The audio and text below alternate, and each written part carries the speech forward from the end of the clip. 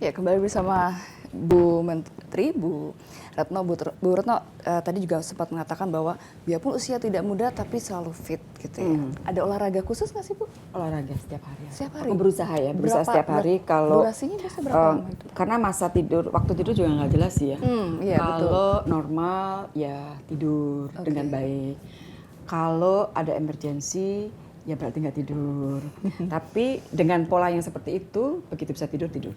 Nah, saya mencoba untuk memaksa paling tidak setiap hari harus bergerak ekstra, dan saya biasanya ngambilnya di pagi hari. Jadi biasanya dalam kondisi normal, sekali lagi dalam kondisi normal, jam 5:15 setelah sholat subuh, bareng dengan suami jalan kaki dulu sejam lah. Tapi kalau misalnya nggak sempat, berarti aku udah harus ngitung nih, hari ini aku miss, besok aku miss dan sebagainya. Biasanya tidak lebih dari hari ketiga aku harus bayar. Bayar mau pakai dirapel jadinya. mau pakai berenang atau mau pakai bentuk yang lain, tetapi harus dibayar. Kalau weekend biasanya agak double, di jalan plus berenang atau naik sepeda plus berenang. Tapi pokoknya harus bergerak, karena kalau enggak pekerjaanku ini adalah pekerjaan yang bahaya karena banyak duduk. Terus kalau diplomat itu kan banyak kegiatan yang kemudian dilakukan bersama dengan acara makan. Ini juga bahaya juga.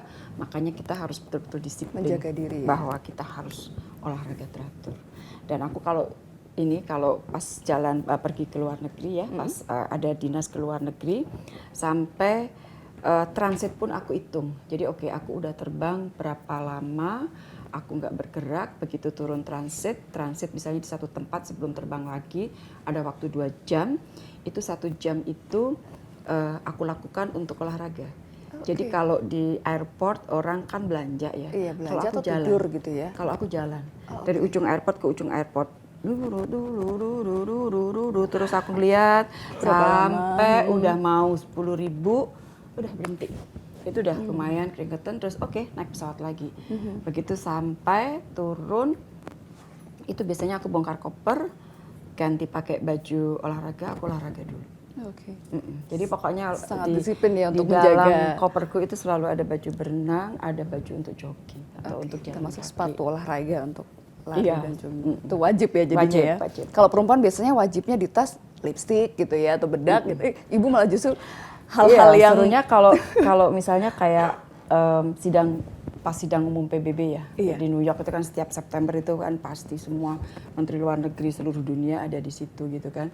Itu kadang-kadang bawa sepatunya itu bisa lebih heboh lagi, karena ada sepatu untuk lari, ada sepatu untuk jalan, karena kemana-mana kita harus jalan kaki di New York selama ada sidang umum itu. Jadi sepatunya harus betul-betul nyaman. Jalan. Terus kemudian ada sepatu yang dipakai di dalam gedung PBB kan, kalau pakai sepatu sport kan nggak enak gitu.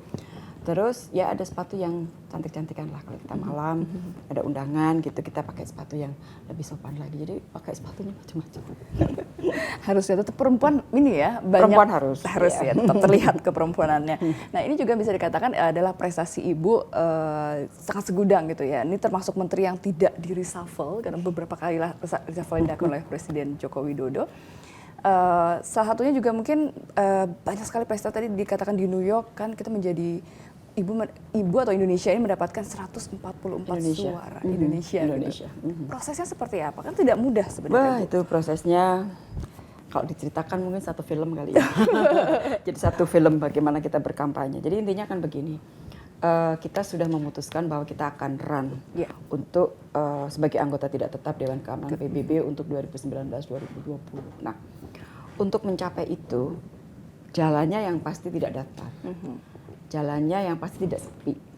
Kita tahu jalannya akan bumpy, akan macam-macam, apalagi di wilayah kita sebutnya APG, Asia Pacific Group.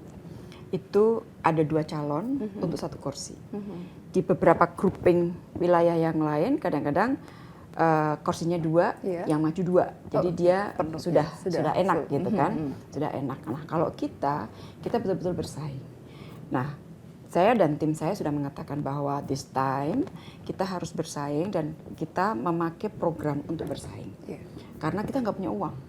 ya kan? Budget kita ya tidak ada penambahan budget khusus untuk selama kampanye. Jadi kita semuanya optimalkan. Tetapi karena rekam jejak diplomasi Indonesia itu, politik luar negeri Indonesia itu sudah cukup. Itu menjadi bekal saya. Jadi mau kampanye saya sudah punya bekal yang cukup untuk kita jual selama kampanye. Dan kenapa tadi saya bilang kalau misalnya dibikin film lucu menarik juga kali ya. Terutama menjelang, jadi beberapa bulan, 4 bulan, 3 bulan menjelang pemilihan pada tanggal 8 Juni, aku sampai ingat banget 8 Juni pukul 10 kita sudah mulai untuk voting. Itu setiap bulan saya berada di New York selama 1 minggu.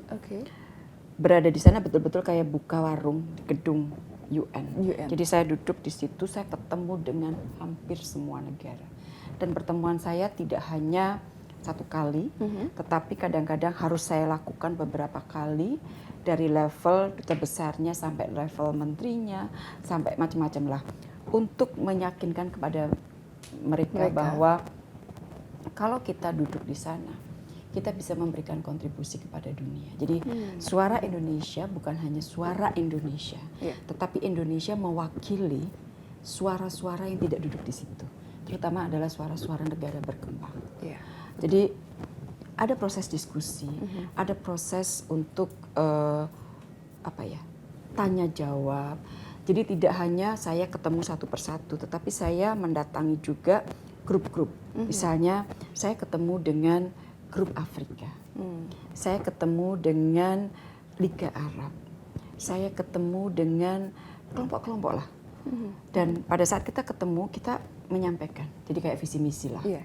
Biasa kita kampanye, kita menyampaikan visi misi, terus kemudian kita tanya jawab. Diskusi, belum lagi duta besar kita ikut town hall, bicara semuanya. Dan sampai pada sudah bulan Juni, di situ saya udah di New York seminggu sebelumnya.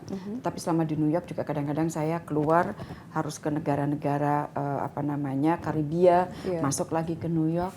Jadi sampai menjelang 8 Juni, tanggal 7 Juninya itu yang namanya telepon udah nggak terhitung lah. Telepon sana sini, kalau yang negara-negara yang belum bisa memberikan komitmen itu kita coba untuk telepon menlunya satu persatu. Sampai 1/4 jam sebelum voting dimulai pun saya masih terus melakukan telepon. Belum lagi para duta besar kita, semua melakukan pendekatan, dan saya dibantu oleh seluruh masyarakat Indonesia, seluruh pejabat Indonesia. Jadi misalnya DPR membantu pada saat ketemu dengan counterpartnya membawa Indonesia, pencalonan Indonesia. Jadi alhamdulillah pada saat voting itu suara kita sangat meyakinkan. Dan jangan ditanya deg-degannya. Jadi saya sampai merinding itu. Begitu disebut Indonesia 144 gitu, rasanya kayak terbang aku. Alhamdulillah ya Allah. Seluruh kerja keras bersama begitu ya? Bersama ya, kerja keras bersama. Jadi saya terima kasih banget, saya dibantu. Saya bilangnya sih dibantu oleh seluruh masyarakat Indonesia. Luar biasa, ini salah satu prestasinya. Kita akan runutkan kembali prestasi-prestasi yang lain usai pariwara. Tetaplah bersama kami.